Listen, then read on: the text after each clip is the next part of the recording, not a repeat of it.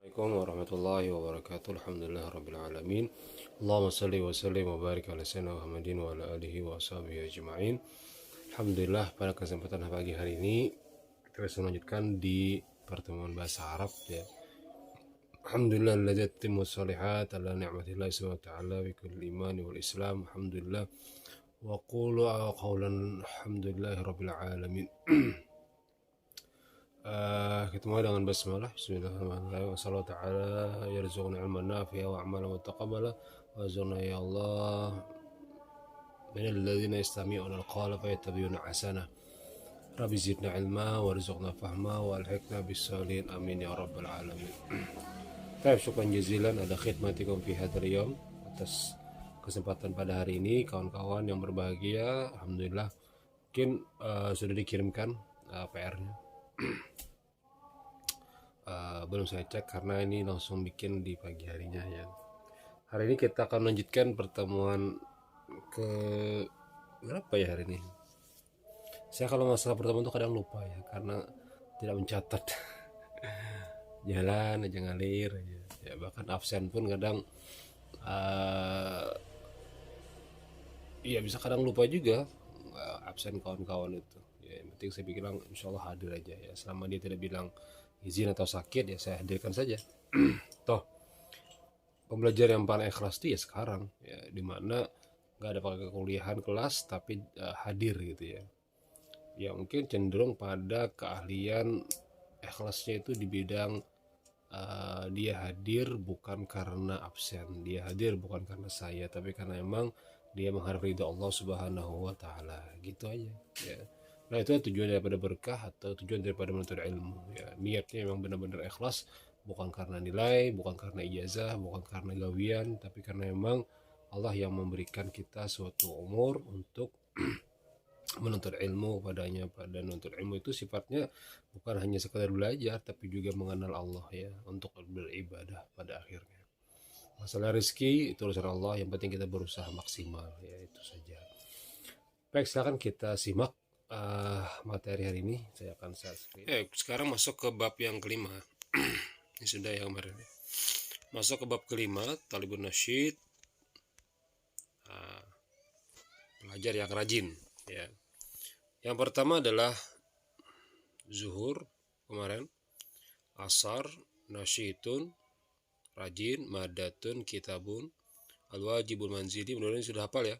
Ghurfatul muzakarah, kamar belajar, al-fizia, fisika, riyadiyat, matematika, al-kimia, kimia, darsun jamaknya durusun, pelajaran, ikhtibarun ujian, fa'ala yaf'alu bekerja, melakukan sesuatu, kataba yaktubu menulis, qara'a yaqra'u, dzakara yudzakiru, tayyarun pilot, syurtiyun polisi, mumarridun perawat, ajuzun orang tua. Nah, ini yang kemarin saya bilang coba diusahakan untuk dihafal agar memudahkan dalam pembelajaran selanjutnya ya.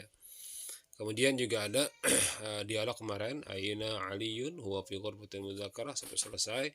Kemudian yang perempuan juga sama seperti ini ya. Nah, yang kita pelajari hari ini adalah teori tentang mubtada dan khabar ya. Mubtada dan khabar. Baik, saya akan gambarkan.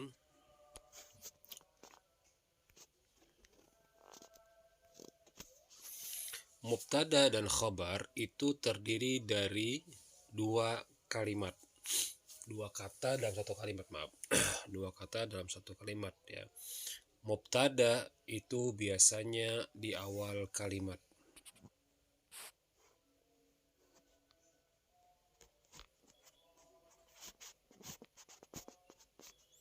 Mubtada. Khabar biasanya ada di setelah kalimat. Nah, syarat menjadi mubtada ada 5, ada 6 sebenarnya, ada 5 atau 6 ya. Kita ambil yang gampang saja. Pertama adalah ma'rifah ya. Pertama adalah ma'rifah. Gimana ya nulisnya ya? Pertama adalah ma'rifah. Apa itu ma'rifah? Ini kayak tak ya, sebenarnya bukan qaf tapi ma'rifah karena sulit nulisnya. Ma'rifah itu dalam bahasa Arab artinya adalah nama. Nama apa saja? Nama orang, Ahmad, Muhammad, Ali, Aisyah, Fatimah, Zahra, sebagainya. Atau nama rumah, Pelamboyan, nama apa segalanya. Atau nama tas, kuda poni tasnya. Atau tas apalah namanya ya. Atau nama minuman yang ada namanya. Yang penting selama dia memiliki nama, itu ngarannya ma'rifah. Nama ya, bukan hakibatun tas, tapi namanya. Misalnya Mickey Mouse, nah itu nama. Nama-nama jalan juga boleh. Banjarmasin, nama kota. Kemudian Jalan Ahmad Yani, itu ma'rifah. Kesimpulannya, setiap yang memiliki nama jika di awal kalimat itu wajib menjadi mubtada. Jadi awal kalimat itu mubtada jika awalannya dengan ma'rifah atau dengan nama. Ya, ma'rifah atau dengan nama. Contohnya apa? Ahmad. Nih, contohnya adalah Ahmad. Yang kedua adalah alif lam. Yang kedua adanya alif lam. Nah, setiap isim yang bisa dimasuki alif lam maka dia menjadi mubtada. Setiap isim yang di awal kalimat bisa dimasuki alif lam maka dia menjadi mubtada. Misalnya apa, Pak? Nih, talibun. Ya. Asalnya talibun, ketika ingin dijadikan mubtada menjadi at-talibu. Tambahkan saja alif lam saja. Tambahkan saja alif lamnya saja. Baik, jadi kalau di awal kata itu ada isim yang pakai alif lam, maka dia menjadi mubtada, ya, mubtada. Contohnya at-talibu. Contohnya adalah at-talibu. Ya, nah, ada berapa tadi syaratnya? Sudah ada 2 ya. Syarat yang ketiga, boleh menjadi mubtada jika dia isim domir. Namanya adalah isim domir. Ingat kan? Isinya adalah isim domir. Nah, seperti ini gambarnya. Apa itu isim domir, Pak? Sama seperti yang pian hafal dulu. Wa huma hum hiya huma hunna anta antum antum antim antum antuna nahnu sampai selesai. Itu disebut dengan isim domir atau isim yang menunjukkan kata orang lain, dari dia sampai kami. Wa huma hum sampai selesai. Jadi jika dia di awal kata maka dia menjadi mubtada. Syaratnya adalah dia isim domir.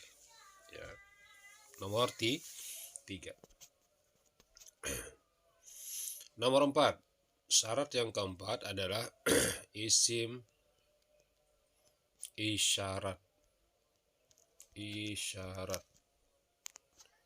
Apa itu isim isyarat, Pak? Isim isyarat adalah isim yang menunjukkan isyarat tertentu. Contohnya apa, Pak? Hadza muzakkar, hadhihi muannas, dzalika muzakkar, tilka muannas. Ya. Baik.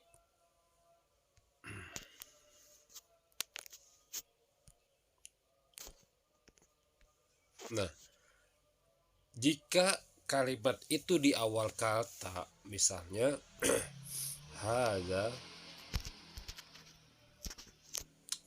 Hadza mahirun, hadza zakiyun, hadza karimun, hadza muaddabun. Maka hadza posisinya menempati mubtada, ya. Yang nomor 4. Jadi apa tadi pertama? Pertama ma'rifah, nama orang, nama tempat, nama sebagainya. Yang kedua ada alif lam. Yang ketiga isim dhamir. Huwa huma hum, hiya huma hunna, anta antuma antum, anti antuma antunna, ana nahnu. Kemudian yang nomor 4 adalah isyarat atau hadza untuk muzakkar, hadhihi untuk muannas, dzalika untuk muzakkar, tilka tilka untuk muannas, ya. Hadza dan hadhihi itu isim isyarat lil qarib. Apa lil qarib itu, Pak? Dekat. Ingat dulu ya Mas ya. Lil qarib. Nah, nanti kalau ada pertanyaan, hadza dan hadhihi isyarat untuk qarib, dekat. Hadza hadhihi itu dekat. Kalau yang jauhnya atau ba'idun, ba'id. Nah, ini bagian bahasa Arabnya. Ba'id, jauh, itu untuk dzalika dan tilka, ya, lihat kan.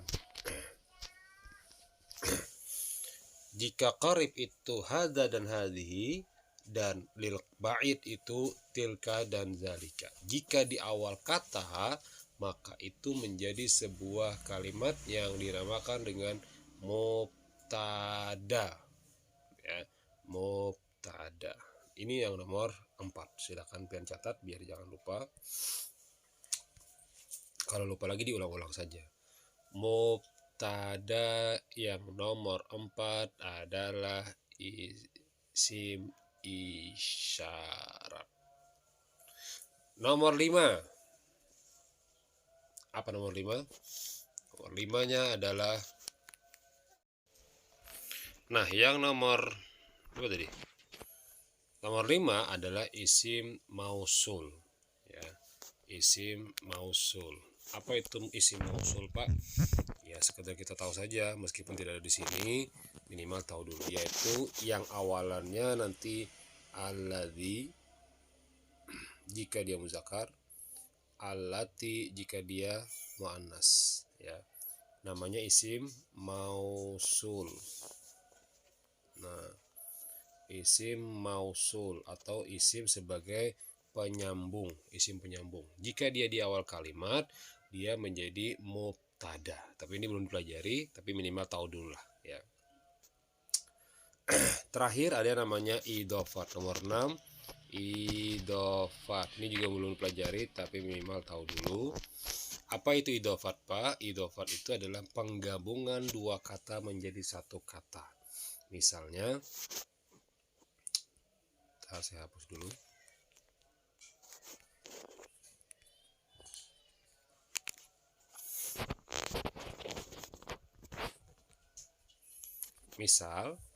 Misalnya adalah kitabu, buku, Muhammadin. Nah, maka dua kata ini menjadi satu, disebut dengan idhofat. Jika dia di awal kata, maka dia menjadi mubtada. Syaratnya yang ini wajib isim nakirah, yang di sini wajib isim ma'rifah, barisnya u dan in. Misalnya ruzu, nasi siapa? Ruzu talib. Nah, barisnya talibi. Nah, barisnya domah dan satunya kasrah. Ruzu talibi. Jika dia berkawan dengan idhofat, jika dia berkawan dengan dhamir, ruzu hadza, ruzu huwa, udah selesai. Ruzu hiya, ruzu anta. Nah, itu maka menjadi idhofat. Maka jika di awal kalimat menjadi mubtada, ya.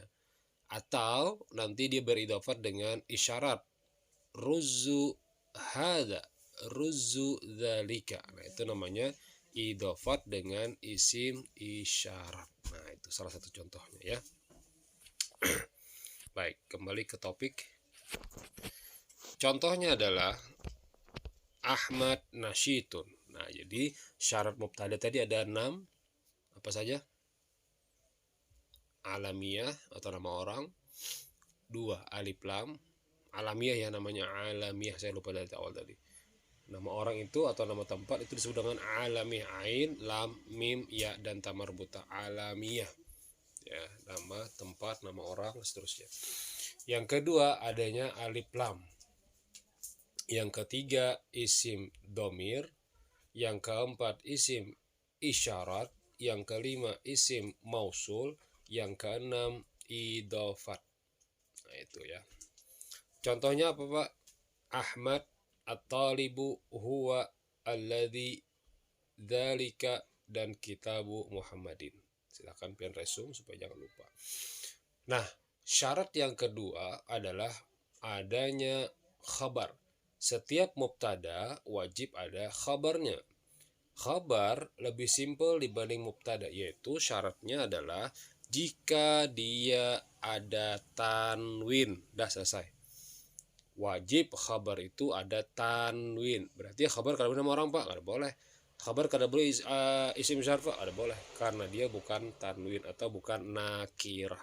Syaratnya mubtada adalah ma'rifah, syaratnya nakirah khabar adalah nakirah. Nah, itu ingatkan saja lagi.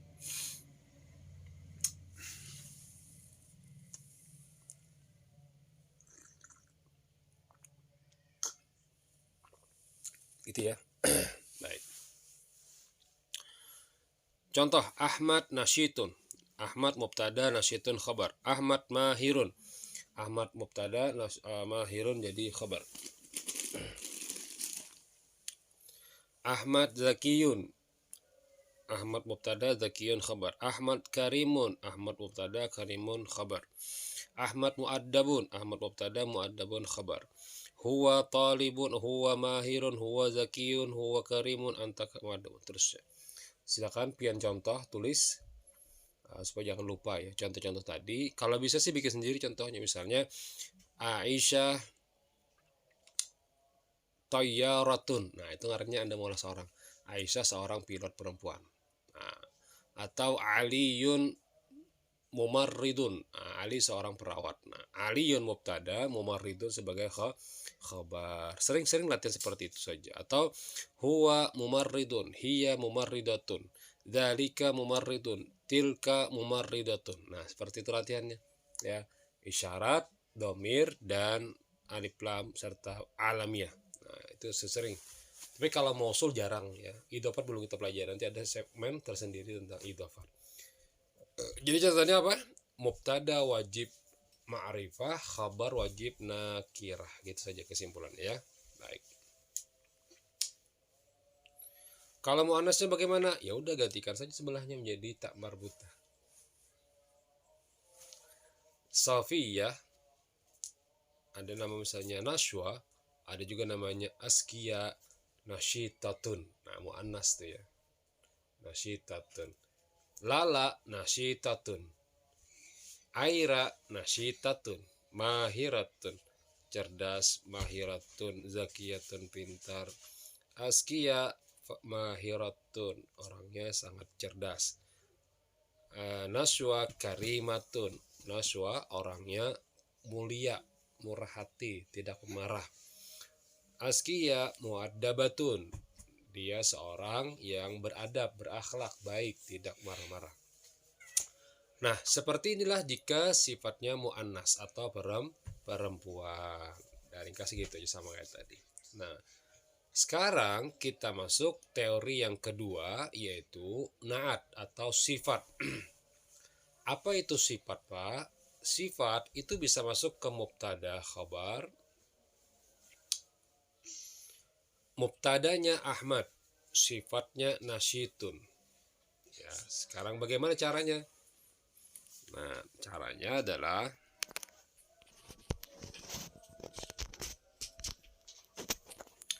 Ahmad mubtada. Setelah mubtada ada nakirah, berarti dia khabar. Nah, pasti gitu ya. Ini mubtada, ini khabar.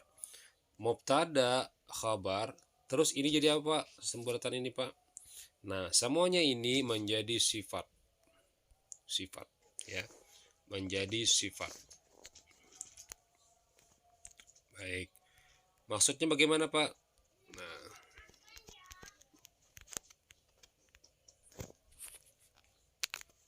silakan dicatat. Sifat itu menunjukkan kata mensifati kawan di sebelumnya dengan terjemahan yang, ya. Syaratnya simple, saya akan gambarkan seperti ini, cermin. Syaratnya cukup cermin saja. Jika di sebelum kalimatnya mahirun pakai tanwin, maka cermin di sebelahnya juga harus pakai tanwin. Jika di sini pakai tamarbutah tanwin, maka kawannya juga harus tamarbutah tanwin. Ini yang disebut dengan cermin bagi kata sebelumnya atau sifat bagi kata sebelumnya, ya. Ya, gitu cara mengingatnya. Jadi gampang saja, sifat itu adalah kata yang menunjukkan sifat seseorang dengan cara mensifatinya dengan terjemahan yang. Caranya adalah cermin atau membuat cermin dari kata sebelumnya dengan kalimat yang berbeda tapi baris akhirannya sama. Baik dia muzakkar atau muannas. Jika dia muzakkar berarti harus sama-sama muzakkar. Dia muannas maka harus sama-sama muannas, gitu ya. Baik, kita lihat contohnya. Nah, sekarang kita fokus ke contoh.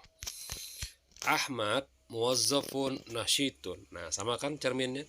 Ahmad mubtada, muwazzafun khabar, nasyitun sifat bagi muwazzafun. Ya, jadi sifatnya mana, Pak? Nasyitun. Mahirun, zakiyun, karimun, muaddabun. Nah, itu sifatnya bagi khabar tabibun, muwazzafun, gitu ya. Misal, huwa muwazzafun zakiyun. Dia seorang pegawai yang cerdas. Maka cerdas di sini menunjukkan terjemahan yang cerdas atau sifat bagi muwazzafun, yaitu dia. Nah, gitu ya. Jadi sifat itu hanya mensifati kalimat yang sebelumnya. Sifat itu sama jika dia muzakkar, ya muzakkar. Jika dia pakai tanwin, juga pakai tanwin. Jika dia kasrah, ya kasrah juga. Pokoknya apapun yang dilakukan oleh sebelumnya, dia ikut saja dibanding di bagian barisnya. Nah, jika dia muannas, tambahkan saja muannas. Sofiyah muwazzafatun nasyitatun. Kada bisa Sofiyah muwazzafatun nasyitun. Kenapa salah, Pak? Karena sifat itu, ingatkan, cerminan bagi yang disifatinya atau mausuf, ya. Baik. Hiya muwazzafatun mahiratun, hiya tabibatun karimatun, dan seterusnya. Udah kita pelajari, silahkan buka masing-masing. Pertanyaan, hal hiya muwazzafatun nasyitatun, apakah dia seorang pegawai yang rajin? Jawabannya na'am. Hiya muwazzafatun nasyitatun. Jikalau la, hiya laisat muwazzafatun laisat muwazzafatan mahiratan. Na'am, hiya muwazzafatun zakiyatun, ya. Nah, untuk kasus laisa dan laisat itu mengikuti muzakkar dan muannasnya, ya. Jika dia muannas maka menjadi apa semalam? Laisat, ya. Yang asalnya laisa menjadi laisat. Barisnya, nah, ingatkan barisnya. Setelah kalimat laisa atau laisat berubah menjadi fathah atau fathatain. Laisat muwazzafatan. Nanti ada ngarannya khabar laisa kaina, tapi kita akan pelajari. Tapi aku mudahkan, Ana mandahkan rumusnya saja. Jika ada laisa dan laisat, maka barisnya setelah itu wajib fathah. Ya. Laisat muwazzafatan mahiratan. Laisat muwazzafatan mahiratan. Gitu ya. Nah, laisat muwazzafatan mahiratan.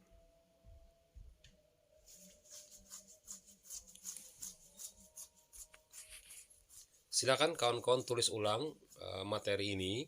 Jangan di buku saja. Kalau di buku ya memang sudah ada catakannya, tapi bagusnya kawan-kawan bisa mencatat ulang supaya sambil mencatat sambil belajar. Nah, ini kan contohnya nih, laisa muwazzafan mahiran. Asalnya kan Pak, muwazzafun Pak, kenapa jadi muwazzafan Pak? Jawabannya dia menjadi khabar laisa. Karena kita belum mempelajari khabar laisa, yang penting pian taunya jika setelah laisa dari pertanyaan, maka dia menjadi khabarnya adalah muwazzafatan atau fathatain, ya itu saja.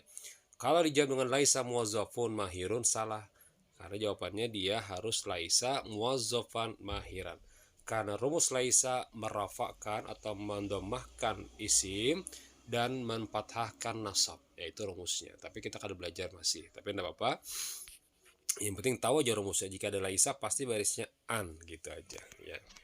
Baik, silakan pian catat materi ini, pelajari, ulang-ulang, ketemu lagi insya Allah besok hari. Tidak ada latihan hari ini, hanya mengulang-ulang materi saja, teori saja, agar kawan-kawan bisa mengingat materi, teori hafalan, dan teori dari mubtada dan khabar.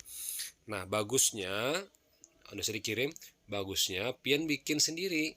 Misalnya, Aliyun mumarridun, nah, bikin seperti itu. Atau jika perempuan, Aisyah mumarridatun, nah itu yang bagusnya. Jangan lompat ini dengan yang plagiat. Bikin sendiri ya supaya bisa berkembang. Yang sifat juga ada nih, yang sifat atau naat boleh juga Anda ulang-ulang. Bikin sendiri. Yang ini juga sama, yang hijau dan ungu. Bikin pertanyaan sendiri dan jawab dengan pertanyaan jawaban sendiri, gitu ya, biar bisa berkembang terus. Baik, demikian. Terima kasih. Subhanakallahumma bihamdika asyhadu an la ilaha illa anta wa astaghfiruka wa atubu ilaik. Jazakumullahu khairan jazaa. Ketemu lagi insyaallah lain waktu. Assalamualaikum warahmatullahi wabarakatuh.